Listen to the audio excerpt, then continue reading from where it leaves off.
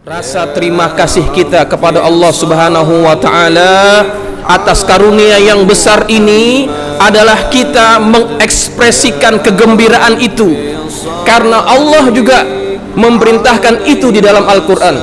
Qul bi fadlillahi wa bi rahmatihi fabidzalika falyafrahu. Qul bi fadlillah, katakanlah wahai Muhammad, dengan sebab karunia Allah, wa bi rahmatihi, dan dengan sebab rahmat daripada Allah, falyafrahu, maka bergembiralah kalian. Karunia yang Allah berikan begitu banyak yang tadi saya sebutkan, itu baru sebagian kecil. Kemudian rahmat yang Allah berikan kepada umat ini begitu banyak, dan di antara rahmat yang paling besar adalah Nabi kita Muhammad sallallahu alaihi wasallam. Nabi Muhammad adalah rahmat yang paling besar yang Allah pernah berikan kepada kita. Al-Fatihah wa bi mu'jizatil Fatihah ya fadil haq wa ya kashifal haq ya man ya'ti yaghfir wa yarham yaghfir dhunubana wa thabbit imanana wa ansurna 'alal qawmil kafirin. Da'wahum biha subhanallahumma wa tahiyyatuhum biha salam wa akhiru da'wahum alhamdulillahi rabbil alamin. Ya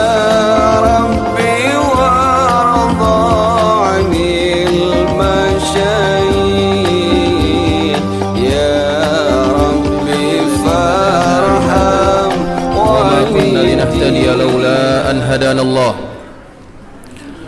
أشهد أن لا إله إلا الله وحده لا شريك له وأشهد أن محمدا عبده ورسوله اللهم صل وسلم على سيدنا محمد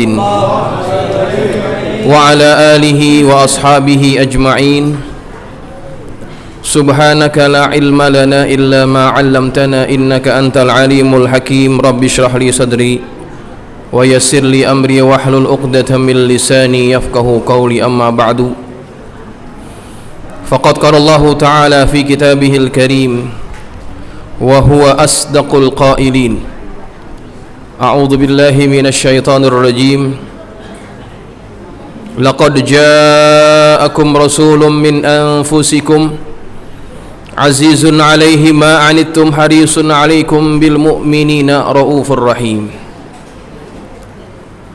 وقال أيضا في آية أخرى وما أرسلناك إلا رحمة للعالمين صدق الله العلي العظيم وبلغ رسوله النبي الحبيب الكريم ونحن على ذلك من الشاهدين والشاكرين والحمد لله رب العالمين.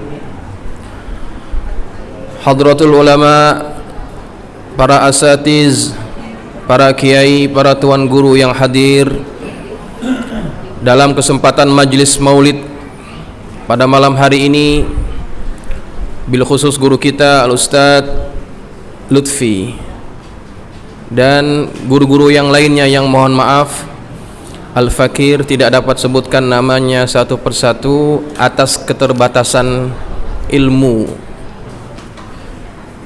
Al-Fakir hanya kenal beliau saja satu orang, Ustadz Lutfi, yang lain Al-Fakir belum kenal. Ya, mohon maaf tidak disebutkan namanya satu persatu. Teriring doa mudah-mudahan guru-guru kita senantiasa dipanjangkan usia dalam ketaatan pada Allah, senantiasa diberkahi kehidupannya, Allah jadikan ilmu yang Allah titipkan pada mereka menjadi ilmu yang bermanfaat.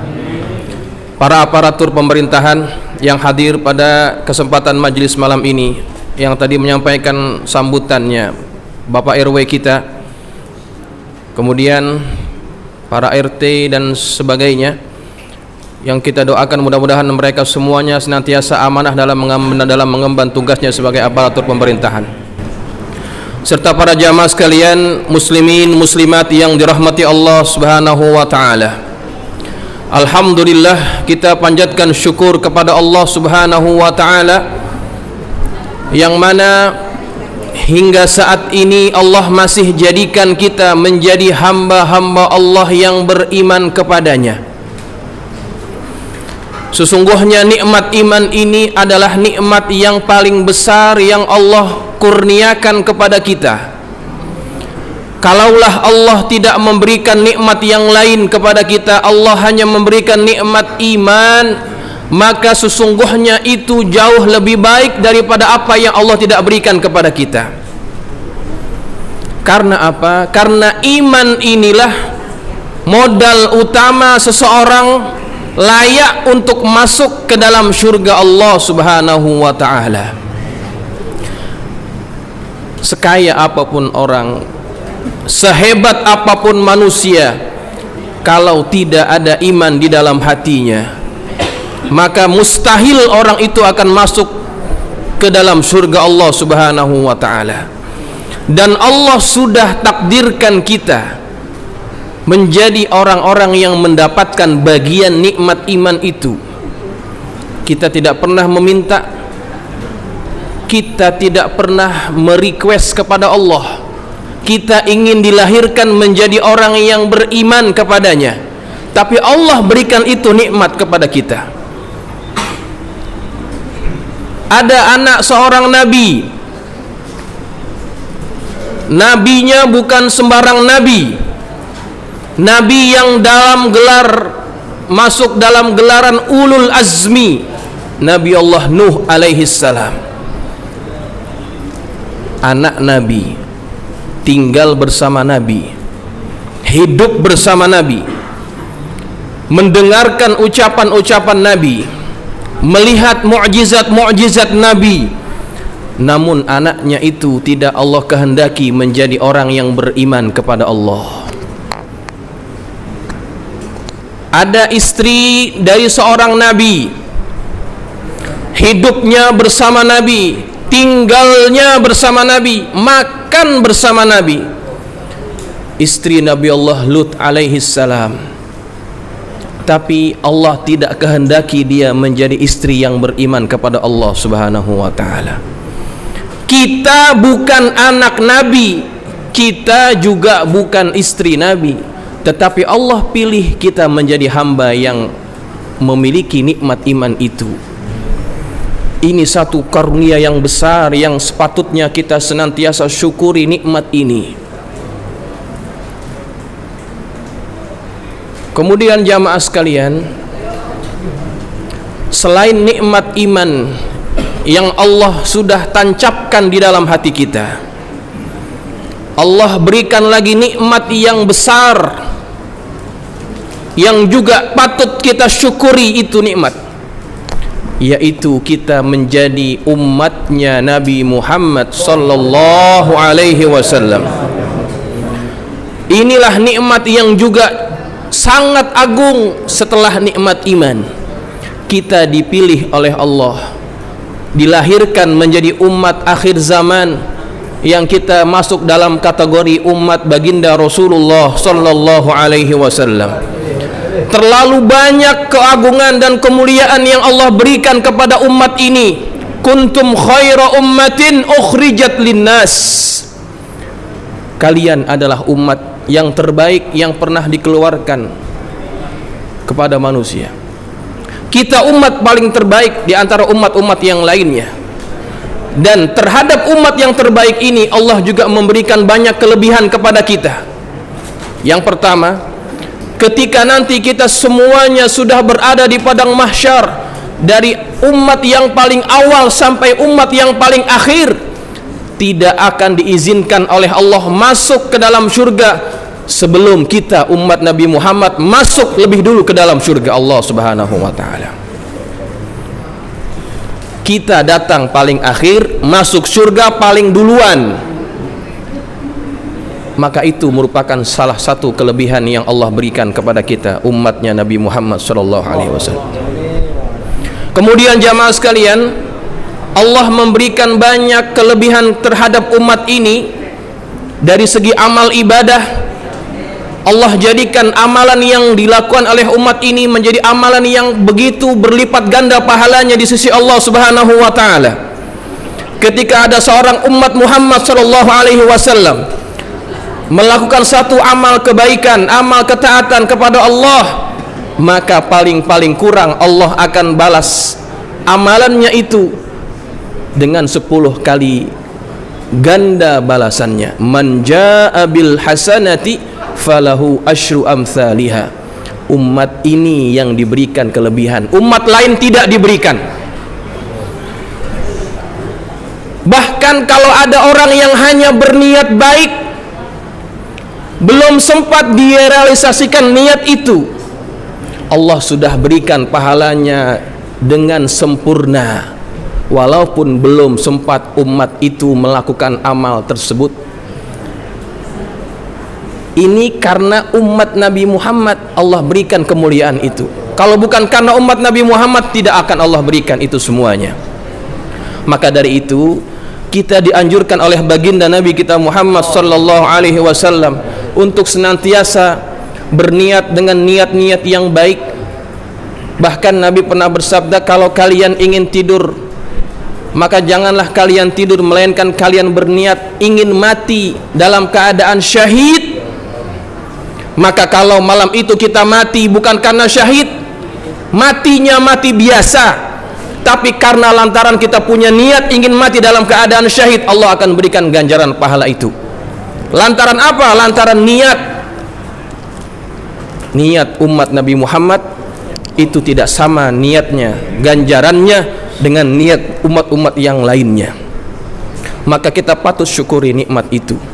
Dan di antara bentuk syukur kita, bentuk rasa terima kasih kita kepada Allah Subhanahu wa taala atas karunia yang besar ini adalah kita mengekspresikan kegembiraan itu, karena Allah juga memerintahkan itu di dalam Al-Qur'an.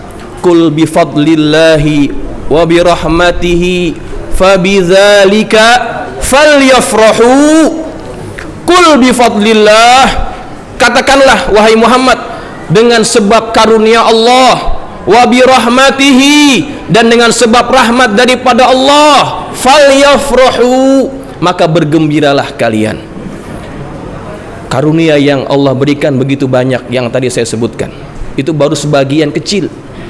Kemudian rahmat yang Allah berikan kepada umat ini begitu banyak, dan di antara rahmat yang paling besar adalah Nabi kita Muhammad sallallahu alaihi wasallam. Nabi Muhammad adalah rahmat yang paling besar yang Allah pernah berikan kepada kita. Seperti yang tadi saya sebutkan di awal, wa ma arsalnaka illa rahmatan lil alamin. Nabi Muhammad itu adalah rahmat bagi sekalian alam. Ana rahmatun muhdah, aku adalah rahmat yang diberikan oleh Allah Subhanahu wa taala. Maka dengan sebab rahmat yang besar ini, dilahirkannya Nabi kita Muhammad sallallahu alaihi wasallam ke atas muka bumi ini dan kita menjadi umatnya, maka hendaklah kita bergembira. Dan salah satu bentuk kegembiraan itu adalah dengan hadirnya kita di majelis yang mulia ini. Kita mengingat hari kelahiran baginda Nabi kita Muhammad sallallahu alaihi wasallam. Dan ini merupakan bagian daripada perintah Allah. Bentuknya mungkin tidak semestinya seperti ini. Apapun bentuk kegembiraan silahkan, selagi itu mengekspresikan kegembiraan kita atas lahirnya baginda Rasulullah sallallahu alaihi wasallam. Walau sebagian umat, walau sebagian kelompok masyarakat menganggap nggak boleh kita buat maulid, maulid itu nggak pernah Nabi lakukan, maulid itu adalah perkara bid'ah, Nabi nggak pernah buat, sahabat nggak pernah buat, tabi'in nggak pernah buat, bahkan imam yang 4 juga tidak pernah menganjurkan buat perkara yang seperti ini. Itu kata mereka. Betul apa tidak ini ucapan? Kalau Nabi tidak pernah buat maulid, sahabat tidak pernah buat maulid, tabi'in juga begitu, imam-imam yang 4 tidak pernah buat, apakah betul seperti itu? Kalau kita baca dalam sejarah memang kelihatannya seperti itu, tetapi perbuatan yang kita lakukan ini sesungguhnya ada dasarnya, walaupun tidak melalui nas yang sharih, hadis yang jelas, hadis yang spesifik, namun dia masih berada dalam satu lingkungan hadis yang dapat membenarkan perbuatan kita. Al-Imam Ibnu Hajar Al-Asqalani, beliau berkata, bahwa ihtifal perayaan hari lahirnya baginda Nabi Muhammad sallallahu alaihi wasallam itu dia katakan memang betul itu perkara bid'ah. Maksudnya bid'ah adalah perkara baru yang Nabi tidak pernah lakukan. Nabi tidak pernah buat kumpul-kumpul begini. Dalam ketika Nabi ulang tahun, Nabi nggak pernah ngumpulin orang, nggak pernah. Maka perkara itu sebetulnya memang bid'ah. Tetapi Al-Imam Ibnu Hajar Al-Asqalani dia mencari dalil-dalil yang lain yang sesungguhnya bid'ah ini bukan bid'ah yang dhalalah, tetapi bid'ah yang hasanah. Apa dalil yang dia cari dan yang dia temui?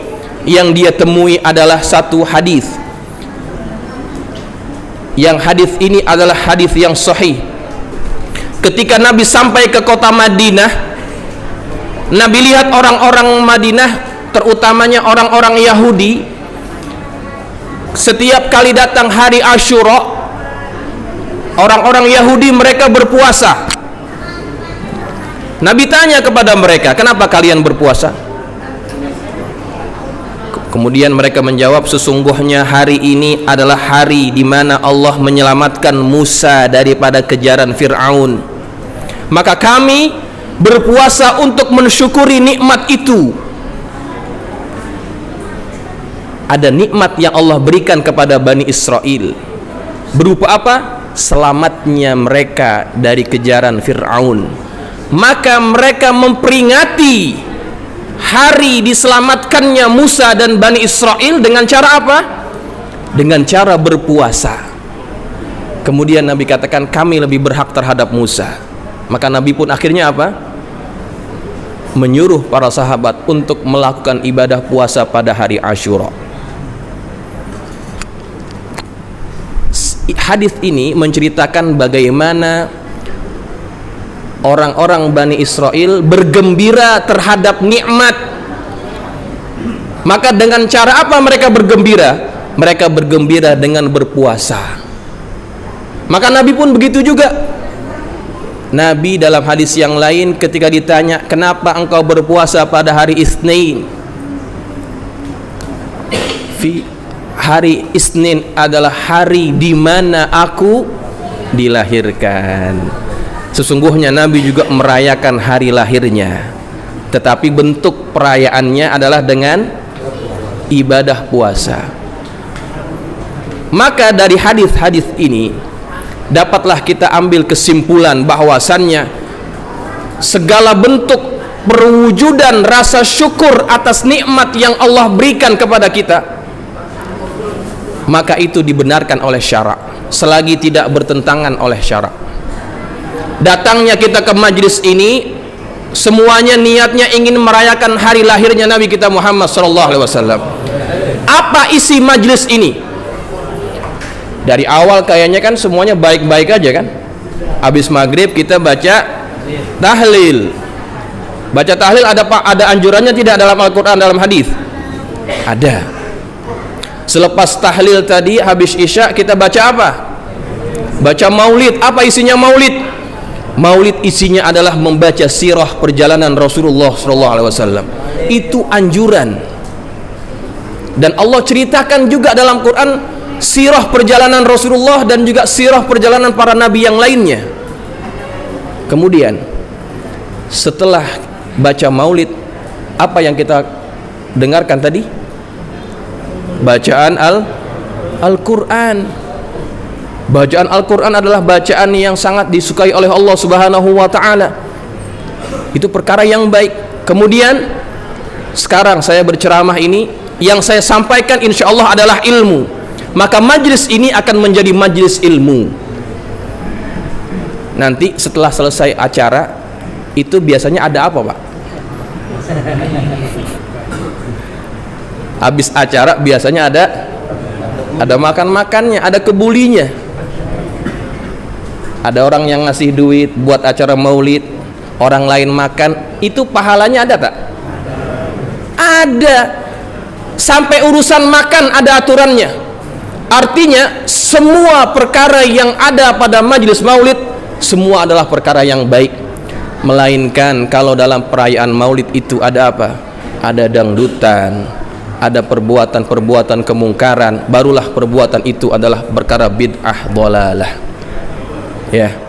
Maka jamaah sekalian yang dirahmati Allah, sesungguhnya perbuatan yang kita lakukan pada malam hari ini adalah perbuatan yang insya Allah membuat hati baginda Nabi kita Muhammad SAW bergembira, karena kita juga bergembira dengan kelahirannya. Jamaah sekalian yang dirahmati Allah, tidak ada lain tujuan kita hadir maulid adalah agar kita semakin tambah cinta kita kepada baginda Rasulullah sallallahu alaihi wasallam. Makanya kalau hadir maulid, penceramahnya kalau bisa ceramahnya jangan ngomong yang lain-lain. Dia ngomong tentang siapa? Tentang Nabi saja, supaya jamaah semakin kenal dengan nabinya.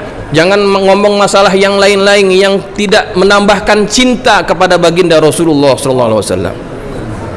Karena sekarang momennya untuk kita tingkatkan cinta itu. Karena cinta ini adalah perkara yang sangat dahsyat, dia punya kekuatannya. Ada seorang Arabi, seorang Arab Badui, Arab pedalaman, datang kepada Nabi kita Muhammad sallallahu alaihi wasallam. Dia berkata kepada Rasulullah, "Matas sa'ah?" Kapan terjadinya hari kiamat? Kemudian Nabi tidak menjawab dengan jawaban, Nabi jawab dengan soalan lagi. Ma'adatta laha? Apa yang engkau persiapkan untuk hari kiamat itu? Kemudian Arabi ini menjawab dengan spontan dan polos. Dia berkata, ma'adattu laha min kathiri salatin wala saumin wala sadaqatin. Aku tidak persiapkan diriku untuk hari kiamat itu dengan banyaknya salat, dengan banyaknya puasa, dengan banyaknya sedekah. Ini kira-kira ini orang Arab Badui sama kita, sama atau enggak nih? Sama ya? Salat kita banyak atau tidak, Pak?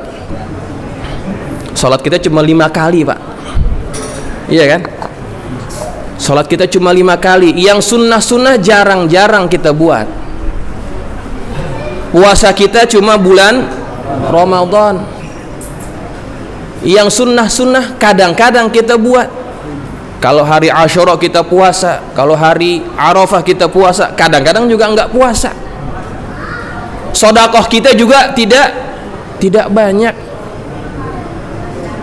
Kita sedekah kadang-kadang setiap minggu sekali aja, hari Jumat. Itu juga kalau kita pilih duit kita pilih yang paling apa tuh? Kita rogoh kantong, kita pilih yang paling apa? Yang paling ngecek biasanya, Pak. Yang paling ngecek kita cari, karena yang paling ngecek biasanya yang paling kecil pecahannya. Nah, sebetulnya amal kita dengan amal orang Arab Badui itu adalah sama. Salat kita tidak banyak, puasa kita tidak sering, sedekah kita juga tidak kerap. Tapi Arabi ini berkata dengan Nabi, walakinni uhibbullaha wa rasulah. Tapi aku punya cinta, aku cinta kepada Allah dan Rasulnya. Aku punya cinta kepada Allah dan Rasulnya. Apa kata Nabi? Nabi katakan kepadanya, anta ma'a man ahbabta.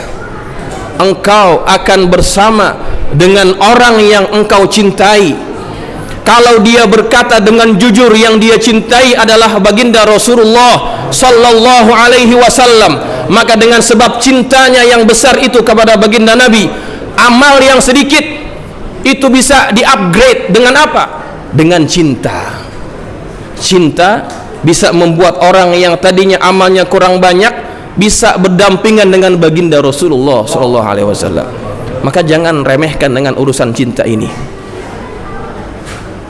Ada salah seorang sahabat yang bernama Thauban. Thauban salah seorang sahabat yang juga berkhidmat kepada baginda Rasulullah sallallahu alaihi wasallam. Thauban kelihatan wajahnya pucat, seperti dia memikirkan sesuatu.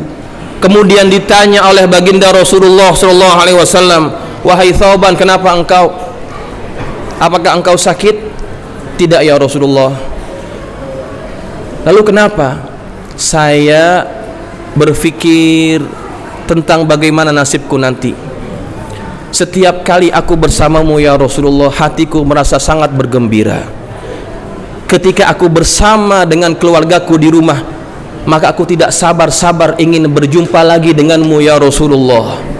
Tetapi kemudian aku terfikir, kalau nanti kita sudah meninggal dunia, kita bersama berada di alam akhirat, engkau masuk surga, insya Allah aku pun masuk surga. Aku membayangkan bahwa surgamu pasti tidak akan sama dengan surgaku. Ya Rasulullah, maka keadaan itu yang membuat aku susah hati. Ketika engkau sudah berbeda tingkatan surga dengan aku, maka aku tidak dapat bertemu denganmu lagi ya Rasulullah. Maka itu yang membuat aku bersedih." Thauban merasa begitu sedih ketika nanti di hari akhirat dia fikir bahwa dia tidak akan bersama dengan Nabi. Karena apa? Karena tingkatannya pasti berbeda antara surganya dengan surga baginda Rasulullah SAW.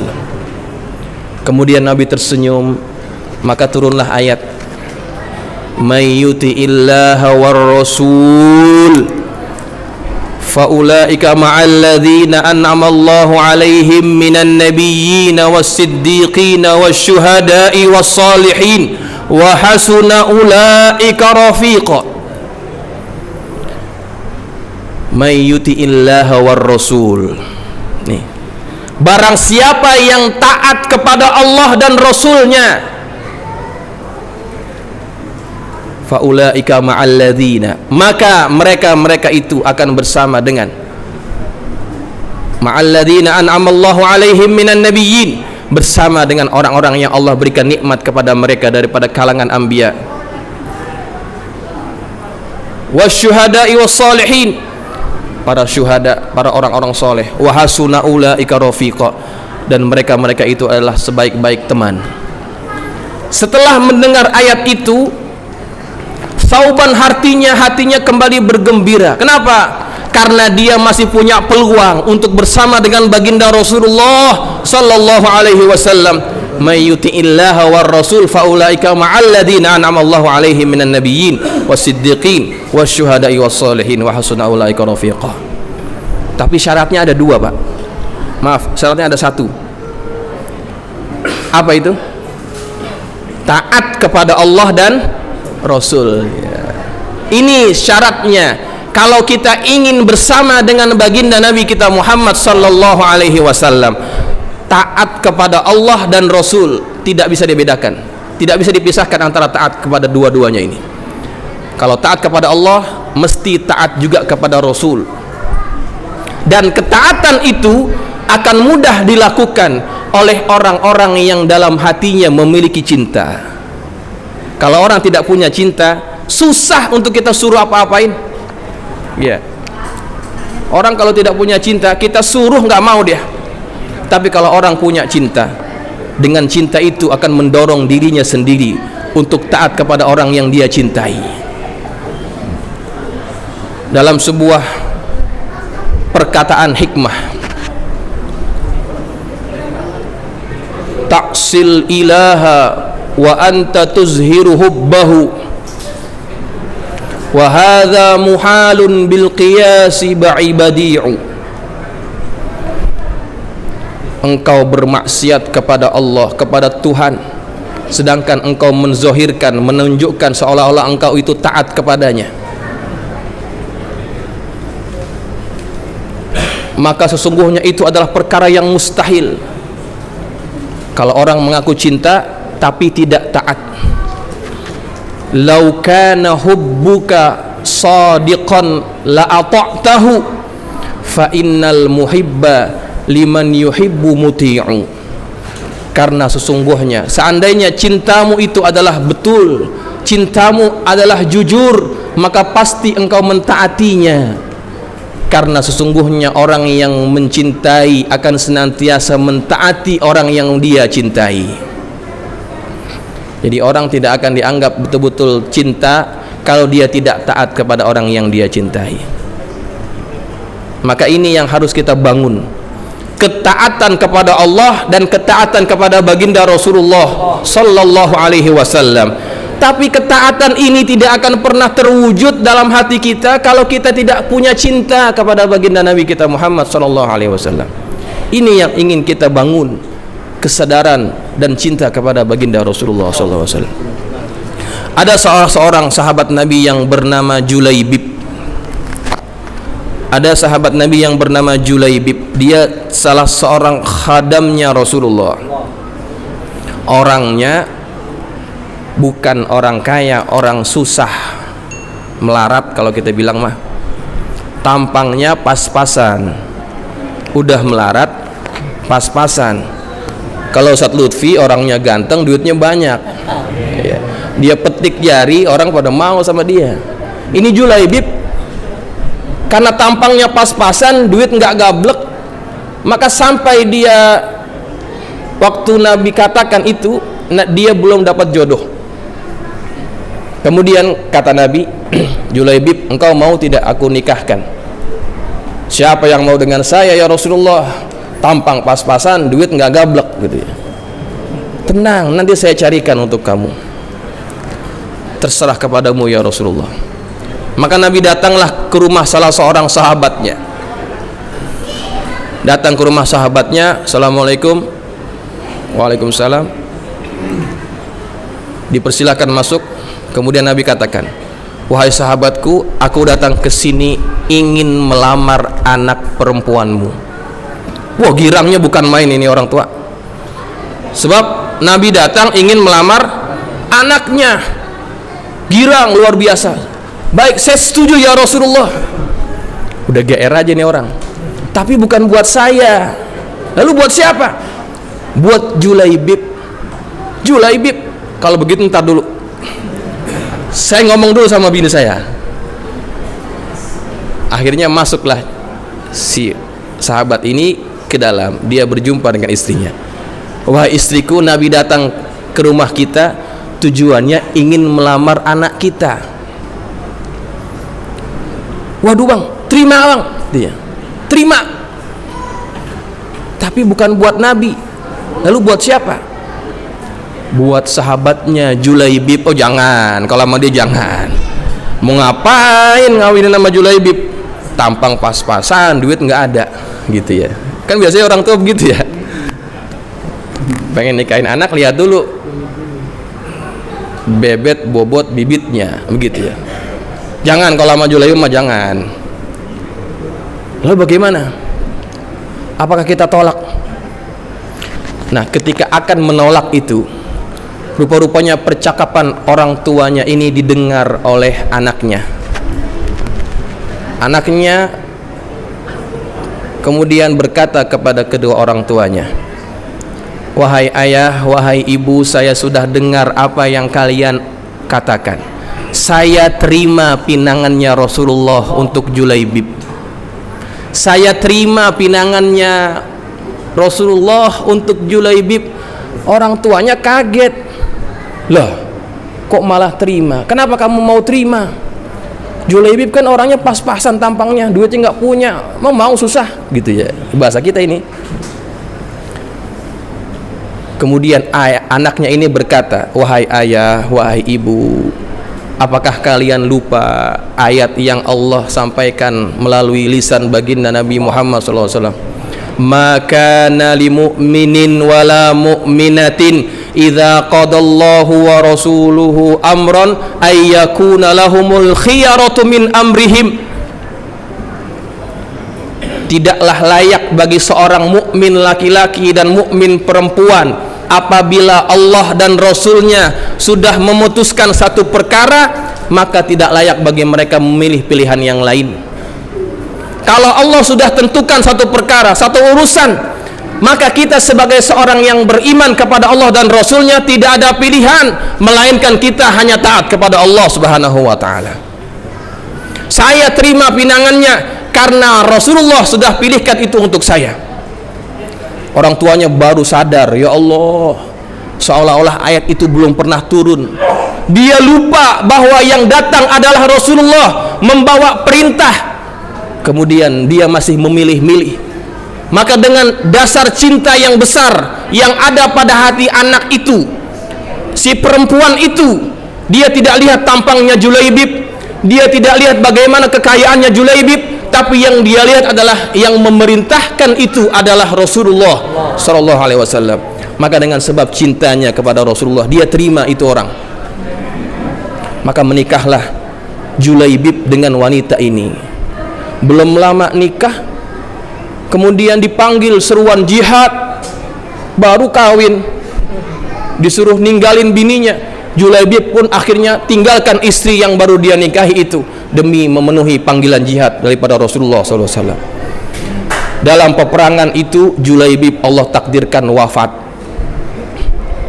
Kemudian setelah selesai perang, Nabi suruh sahabat yang lain untuk cari sahabat-sahabat yang wafat. Cari mereka, kumpulkan, diuruskan dengan baik. Dikumpulkan semua sahabat. Nabi lihat satu-satu. Saya kehilangan sahabat yang aku cintai. Siapa ya Rasulullah? Ini doang yang ada. Aku masih mencari satu orang sahabatku, Julaibib. Di mana dia? Cari dia. Dicari nggak ketemu. Cari lagi. Rupa-rupanya jasadnya itu tertumpuk dengan beberapa jenazah orang musyrikin. Jenazahnya di bawah, di atasnya orang-orang musyrikin. Nggak ketahuan. Kata Nabi, sesungguhnya Julaibib mati karena berperang dengan orang-orang ini semuanya. Kemudian Nabi uruskan jenazahnya. Nabi masuk ke liang lahatnya. Nabi masukkan jenazah daripada Julaibib dengan tangannya yang mulia masuk ke dalam liang lahat. Nabi katakan, aku cinta kepadamu, aku cinta kepadamu wahai Julaibib. Orang yang begitu sayang kepada Rasulullah SAW, maka dia disambut oleh tangan yang mulia dan dilepaskan oleh tangan yang mulia baginda Rasulullah SAW. Kemudian istrinya pun akhirnya menjadi janda. Sewaktu mereka menikah, Nabi pernah doakan pasangan ini supaya Allah memberikan keberkahan pada hidup mereka. Maka apa yang terjadi setelah orang ini, artinya Julaibib wafat dan wanita ini menjadi janda, maka kemudian wanita ini menjadi salah seorang wanita terkaya yang berada di kota Madinah. Berkat dari apa? Berkat daripada ketaatannya kepada Rasulullah, cintanya kepada Rasulullah. Maka kemudian Allah jadikan hidupnya menjadi hidup yang barokah. Maka kalau kita ingin hidup kita barokah, cinta kepada Rasulullah dengan cara apa? Taat kepada apa yang telah diperintahkan oleh Allah dan Rasulnya. Jangan udah tua masih main burung aja. Ya. Udah tua. Ya. Ada yang ada itu yang begitu ya. Ada yang main apa? Main ikan cupang. Ada yang masih suka mancing aja. Umur udah 40, udah 50, udah 60, tapi masih suka perkara-perkara yang menghabiskan umur dengan perkara-perkara yang tidak bermanfaat. Maka manfaatkan nikmat iman yang Allah sudah titipkan dalam hati kita. Nikmat menjadi umat Nabi Muhammad. Untuk apa kita manfaatkan nikmat itu? Betul-betul menunjukkan bahwa kita adalah umat yang layak dibela oleh baginda Rasulullah sallallahu alaihi wasallam. Maka inilah mudah-mudahan sekedar apa yang dapat saya sampaikan, Al-Fakir sampaikan berkaitan dengan Rasulullah sallallahu alaihi wasallam. Mudah-mudahan sedikit yang Al-Fakir sampaikan ini menambah lagi kesadaran kepada kita untuk kita dapat mengisi hidup ini dengan amalan-amalan yang terbaik.